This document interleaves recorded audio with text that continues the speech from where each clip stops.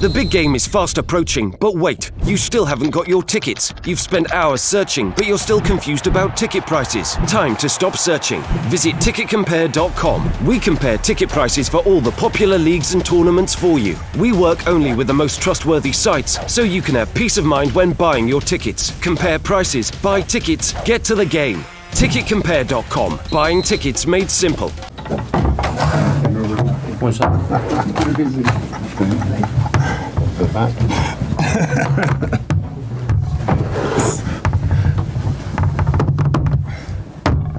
Yeah, Sam, first of all, can we check the injury situation? First of all, take it Idrissa Gana Gueye had no reaction last week. No, this is okay with a bit of reaction this week with Phil Jagielka, but he's okay. Trained yesterday, so he should be okay. We've still obviously got 3 long-term injuries out, which has been a bit of a problem all season, isn't it? When the amount of games that lots of players have missed, you wouldn't expect so many in one season, but we've had to cope with that fine, and obviously we're looking forward to Swansea now. And Sigurdsson as well. Just is he progressing well? Just going to be touch or go whether he gets a game in before the end of the season. Obviously, you know, all these players that can be missed at certain stages of the season, but you wouldn't expect them to be out as long as they're out, like you mean. So, you know, losing probably those 3 players all the back half of this season has been something you wouldn't want to have to deal with, but we have to, and we're dealing with it very well at the moment.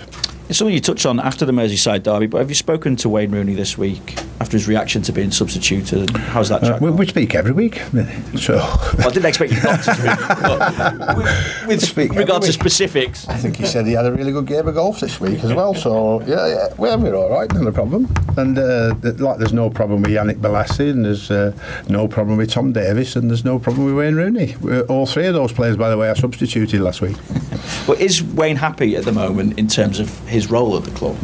Yeah, it's the role he wants to play. We've said many times, and I think that our tactical change was for the benefit of the team on Saturday. It's a team game, and you just make a decision on the day to try and help the team to get a victory, and we did that by 3 substitutions and played a game at the end of the derby by continuing to oppress Liverpool for the last 20 minutes and created the best 2 chances of the game we created in that, and really we were all very disappointed at the end that we didn't win it. So substitutions had an effect because the players like Yannick and Tom had done the job before that, but you know, like every player, as the game goes on, that they get a little bit fatigued, so you put 3 fresh legs on, and that had a positive effect, I'm glad to say, because the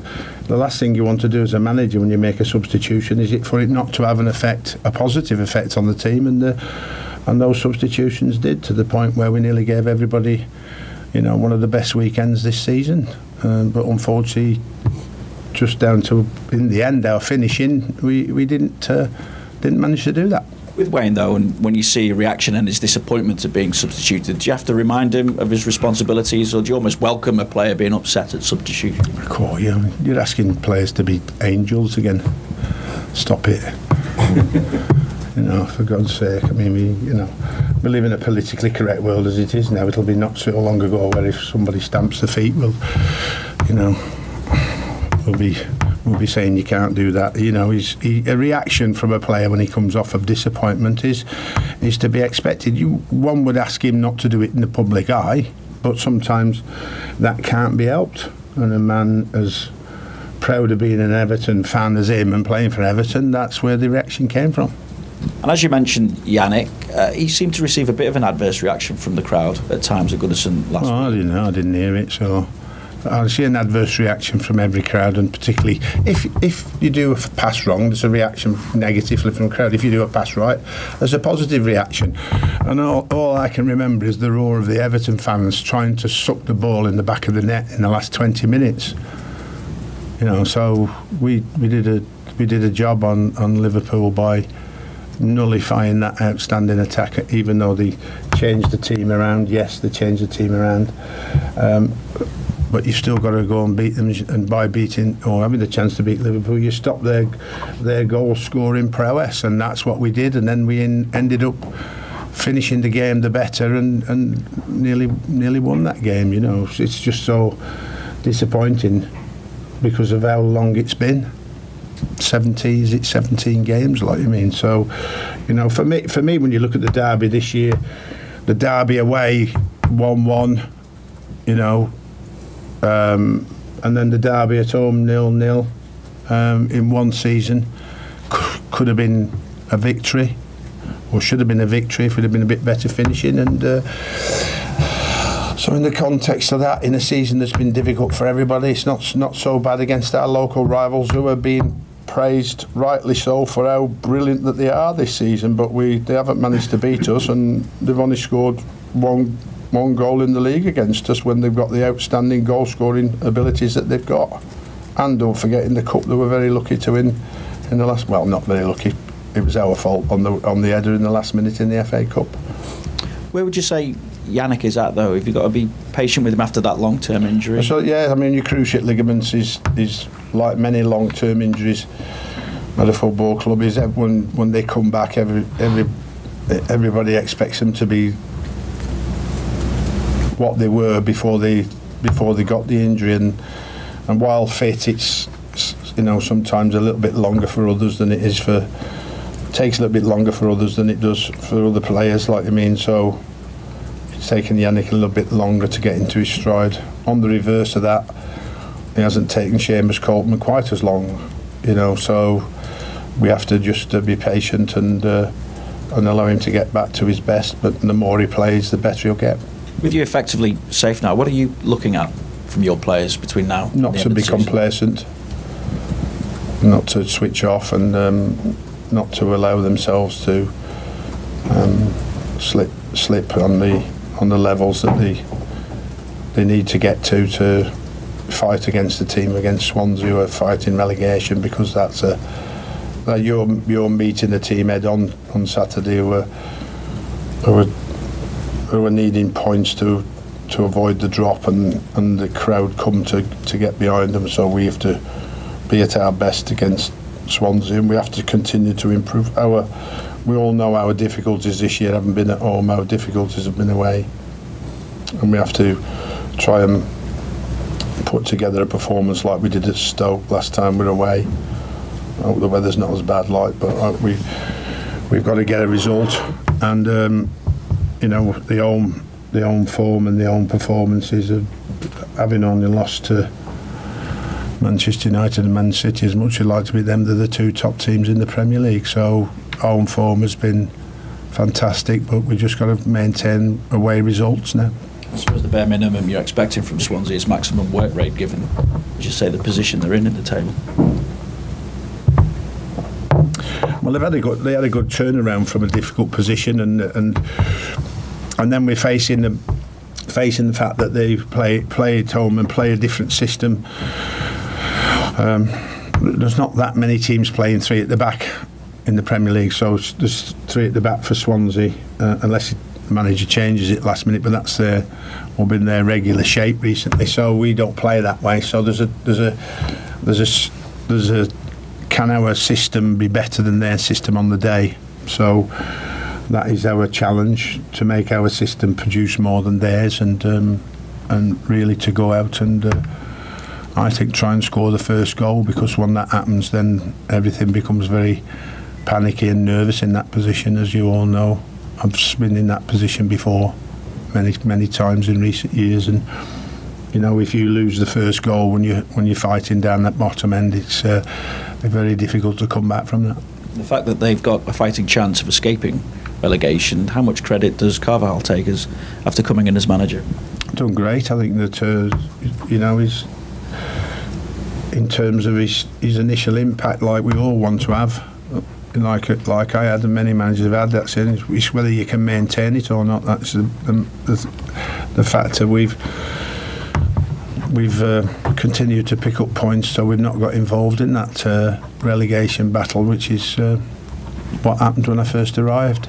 All the talk about was relegation. We're fighting relegation, and very quickly the players turned that around to how far can we finish? Can we get into Europe?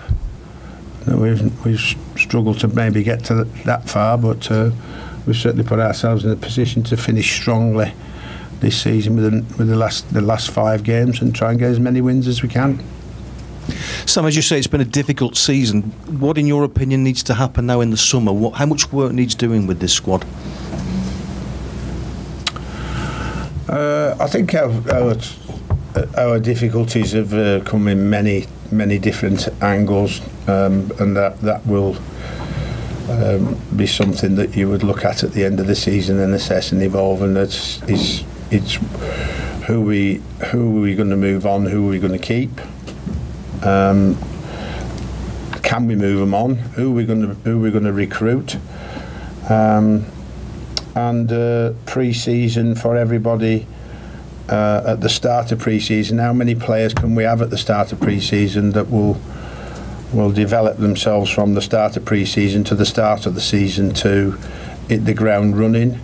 And I think that disruption, or all of those disruptions, was a big problem for Everton at the start of last season, right from the start, with players in and out and Europa qualifiers in early July, and the amount of games that have been played.